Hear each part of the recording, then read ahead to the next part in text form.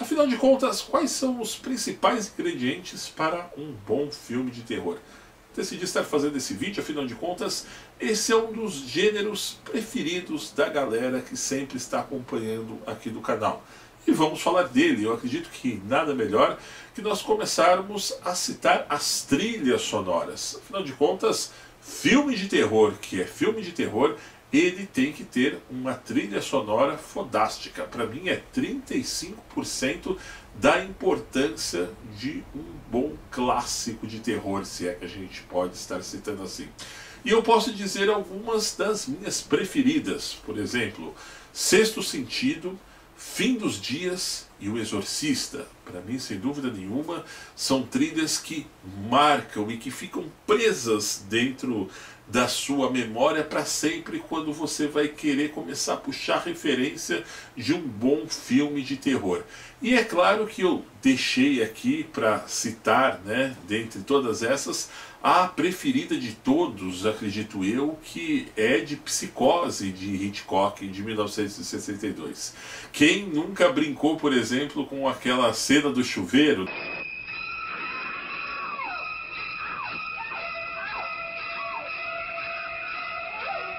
E quando você pensa em uma cena de suspense, terror e tensão, é desse filme do Hitchcock que você vai se lembrar com certeza. E como eu estava dizendo a respeito das trilhas, eu acho que se você pegar um filme de terror que não tiver uma trilha sombria, uma trilha que te envolva, eu acho que não dá liga, sabe? É a mesma coisa que você, por exemplo, beber cerveja sem gelo, fazer um chocolate quente e não colocar açúcar, e por aí vai outros exemplos que a gente pode estar citando a respeito desse pequeno, grande detalhe que tem que estar incluso e muito bem dentro de uma trama de terror. Eu citei todos esses filmes aqui, mas eu acredito que um filme que veio com uma proposta muito diferente em termos de trilha de filme de terror foi um que é muito comentado aqui no canal e o pessoal sempre gosta quando eu falo, que é A Bruxa. Porque, por exemplo, se a gente perceber o Robert Eggers, o diretor do filme, ele optou por fazer algo, digamos que não tão diferente assim, mas a trilha sonora da Bruxa, ela não é uma música composta, e sim, ela tem uma sonoplastia em volta do filme que vai crescendo de acordo com as cenas. Então, por exemplo, se você perceber ali, tem algumas cenas, por exemplo, que a trilha é uma batida, ela começa devagar e ela vai subindo da maneira que vai te deixando tenso, mesmo sem você saber exatamente o que está acontecendo ali ao redor. E quando tem o desfecho final, ou pelo menos as insinuações do desfecho final, como é a cadência do filme inteiro, você já está ali totalmente ambientado. Mas, por favor, não confundir trilha sonora com outro detalhe que a gente vai comentar daqui a pouco, que são os jump scares. Sem dúvida nenhuma, também, um outro ingrediente que um bom filme de terror tem que ter é uma boa história. E essa história não tem conversa, ela já tem que começar a te prender, ela já tem que começar a te ganhar desde o primeiro minuto do filme. Se for aquele filme que os caras começam a enrolar, começam a querer jogar a história daqui, começar com muito bom humor, começar com aquele pastelão, pode esquecer que esse não é um bom filme de terror e com certeza ele não vai conseguir te envolver até o fim. Uma ambientação de época, ou seja, se você remeter um filme de terror, ou pelo menos parte dele, para um determinado período da história, tipo coisas que aconteceram no século passado, ou essa casa é amaldiçoada pelo menos há uns 50 anos, desde tal época que o pai dele trazia essa descendência na família, é incrível, mas isso funciona bem num filme de terror. Parece que quando não tem isso, quando eles querem fazer aquele terror muito moderninho nos dias de hoje, a coisa não funciona, tá? Quando você vai envolver muita tecnologia, sobretudo, e calma que eu vou falar do found footage daqui a pouco, mas por enquanto, né, falando da questão da ambientação de época, justamente se você colocar muito, sabe, aquela coisa que eles fizeram filmes de terror envolvendo redes sociais, isso, aquilo não funciona. Filme de terror, que é filme de terror, na minha opinião, ele tem que ter uma pegadinha, pelo menos. Isso começou a acontecer lá em 1930 e pouco, quando essa casa já era muito mal assombrada. E juntamente com isso, uma coisa que é, sabe, meio até pastelão, pode parecer na sua opinião, e clichêzaço. Mas um filme de terror, ele tem que ter trovoadas e chuva. Filme de terror, que é de filme de terror, ele tem que ter, inclusive, também aqueles velhos e conhecidos uivos de lobisomem, mesmo que não seja um filme propriamente dito da besta, ou mesmo não seja um filme de vampiro. Mas parece que quando você coloca chuva, uma boa trilha sonora, aqueles trovões, né, o cachorro uivando, os lobos ecoando o seu uivo através das montanhas, aquilo já te remete aos grandes clássicos de terror, e mesmo que o filme não seja assim lá tão bom, mas pelo menos você já começa a assistir e ficar meio que, puta meu, esse daí é um terror de responsa. Personagens marcantes e que no começo da história sejam despretensiosos. É bem verdade que o M. Night Shyamalan, ele é campeão de trabalhar com histórias assim. Ou seja, você percebe que determinados personagens são icônicos, mas você pensa que ele não tem praticamente nenhuma importância, nenhuma relação que vá te cativar dentro de toda a trama de um bom filme de terror. Mas quando vai chegando lá no meio, você começa a descobrir que o Cabra de fato é aquele cara que é o filho da puta da história, que é o cara que te enrolou desde o começo, isso dá um impacto, isso causa realmente um efeito diferente dentro de um filme de terror. A gente teve algo muito parecido agora no Hereditário, inclusive, que tem o review aqui no canal, tem eu contando algumas outras histórias do filme lá no meu outro também, que é o canal que é o Fato Notícias. E então, mais recentemente eu pude ver muito isso daí em Hereditário, personagens despretensiosos que começam a trama dando aquela miguezinha, mas de acordo com que a trama começa a se desenrolar, você vê que o cara tinha um puta de um papel de responsa, um papel fodástico para ganhar e para completar toda a história. E dentro da trama toda, eu acredito que a história ela tem que se interligar com algo real, ou pelo menos algo mais palpável à realidade que nós vivemos aqui. Talvez é por isso que eu não sou muito ligado em filmes de zumbis, são os seus trashes que eu me divirto bastante, tá? Nada contra a galera que curte The Walking Dead, ou filmes e filmes que os caras estão fazendo nessa pegada que, na minha opinião, está sendo muito clichê. Mas o que eu estou querendo dizer é o seguinte: por exemplo, quando tem aquele filme que você vê que aquilo que aconteceu está bem próximo e que de repente o teu vizinho pudesse ter se envolvido naquela parada, como eu falei, por exemplo, de Hereditário ainda há pouco. De repente, meu vizinho da frente que acabou de mudar pode ser envolvido numa seita satânica, ou de repente essa casa que eu mudei podem ter pessoas que moraram aqui, foram veladas em determinados cômodos e uma velha assombra essa casa até hoje, ou aquela tal lenda, né, que vem lá de 1900 e bolinha, que talvez o meu avô tenha presenciado coisas desse tipo. Ou seja, aquele terror que tem aqueles elementos dentro da história que são muito mais palpáveis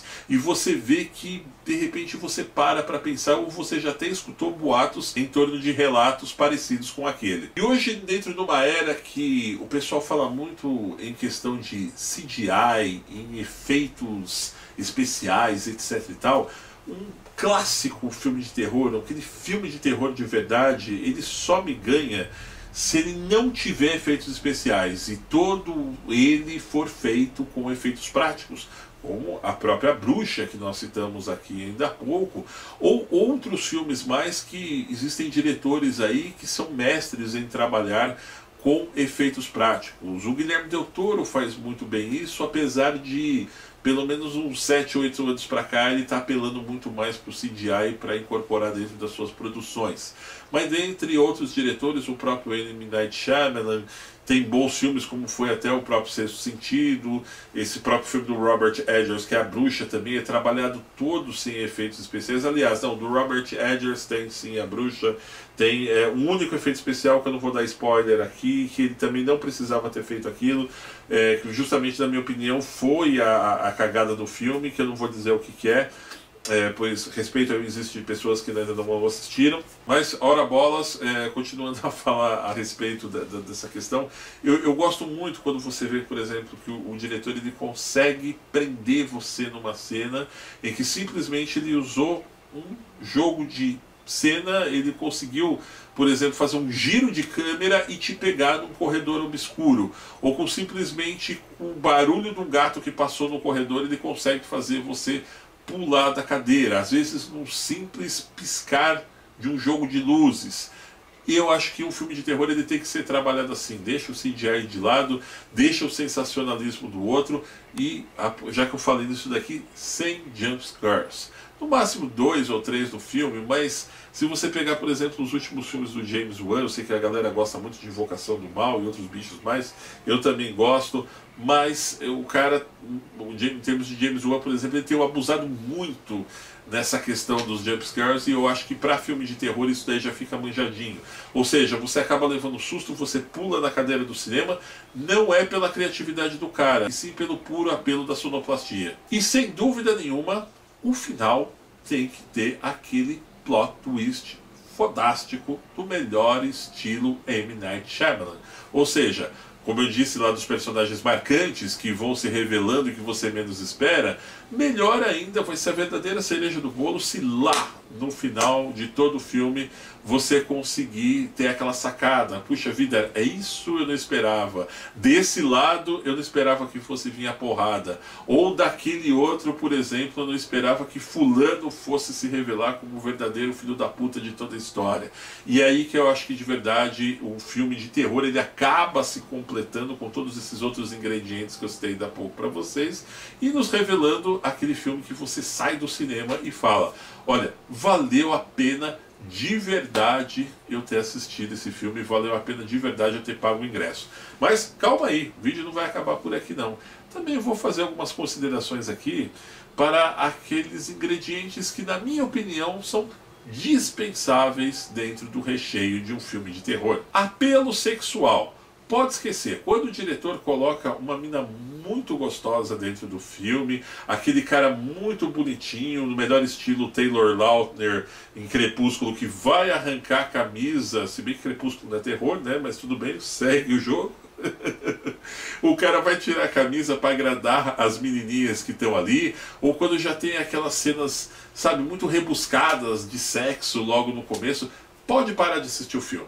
Porque o cara, na verdade, ele sabe que ele não tem um roteiro bom, ele sabe que o filme dele é uma merda, ele sabe que o filme dele não vai dar medo em ninguém, mas ele está querendo te ganhar pelo apelo sexual. Ou seja, automaticamente você vai falar assim: olha, eu não quero saber mais do terror, mas pelo menos eu vou me confortar aqui na cadeira para ver essa gostosa aí tirar a roupa, para ver aquele cara dar uns pega na menininha do outro lado ali, e seja lá como for. Filme de terror que começa com um apelo sexual, cai fora que é roubada. E já que a gente começou o vídeo falando em trilha sonora, vamos também falar das trilhas sonoras que não combinam com filme de terror. Existem muitas produções que os caras querem incrementar um rock ali no meio da coisa, quer passar uma imagem totalmente diferente, né? Tô vendo daqui a pouco a hora que os caras vão fazer um filme de gênero aqui no Brasil, vão colocar funk no meio. Então quando tem essas apelações, do melhor estilo, por exemplo, A Bruxa de Blair 2, que além do filme ser ruim, tentaram colocar Marilyn Manson fazendo a trilha sonora, né? Não tem absolutamente nada a ver com a levada do filme e acaba tirando totalmente, quebra totalmente o gelo, dá aquela brochada e realmente, ó, foge de filme de terror que não tem aquela trilha sonora clássica, ou seja, uma levada que realmente se encaixa ao filme. Os filmes found footage, né, tão cultuados nos últimos anos, mas eu acho que já deu o que tinha que dar, não é verdade? A Bruxa de Blair, sem dúvida nenhuma, o ícone de todos. Aí depois veio uma caralhada de gente querendo fazer igual, e o que melhor ali se saiu, que conseguiu conquistar o público, principalmente a partir do segundo filme, foi Atividade Paranormal. Agora, a salada completa são aqueles filmes que começam com uma proposta de terror e eles querem encaixar o found footage, né? Ou seja, isso aqui foi gravado com celulares, com câmeras que estavam ali, aqui, no meio de uma proposta que não contradiz a um filme desse estilo dentro do gênero de terror.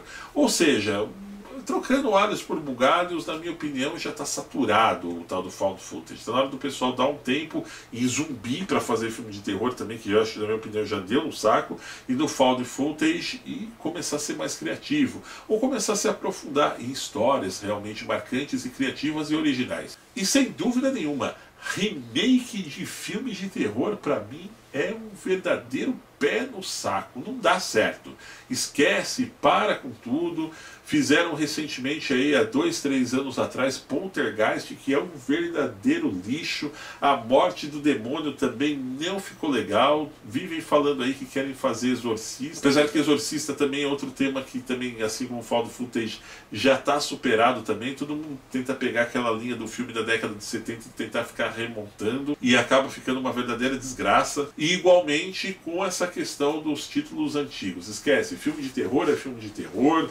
Sabe, vamos deixar eles quietinhos lá, os verdadeiros clássicos, não tenta refilmar, não tenta colocar ideias que consideram boas em cima de ideias que nós sabemos que foram melhores ainda e que sempre serão, que isso acaba de verdade não só queimando o filme atual, como, por exemplo, os mais jovens acabam até perdendo tesão de assistir o original, que foi feito muitas vezes até 30, 40, 50 anos atrás. Ou seja, deixa eles lá quietinho, lá bonitinho, lá tal, foram feitos. Quem tem curiosidade, hoje tem a Netflix da vida, hoje tem os torrents da vida, hoje tem DVD, Blu-ray para você comprar, vai lá e assiste, que é bem legal, principalmente você dar uma sacada como eles foram feitos na época. Bom, pessoal, espero que vocês tenham gostado. Essas pelo menos foram as minhas opiniões a respeito dos principais ingredientes para se fazer um bom, terrível e tenebroso filme de terror. É isso aí, meus amigos. Eu espero que tenham gostado do vídeo de hoje. No entanto, não se esqueçam de se inscrever no canal, deixar o seu joinha e participar nos comentários. E para receber nossas novidades, acione a campanha de notificações, que está ali, bem ao lado do botão de inscritos. Um grande abraço e até breve!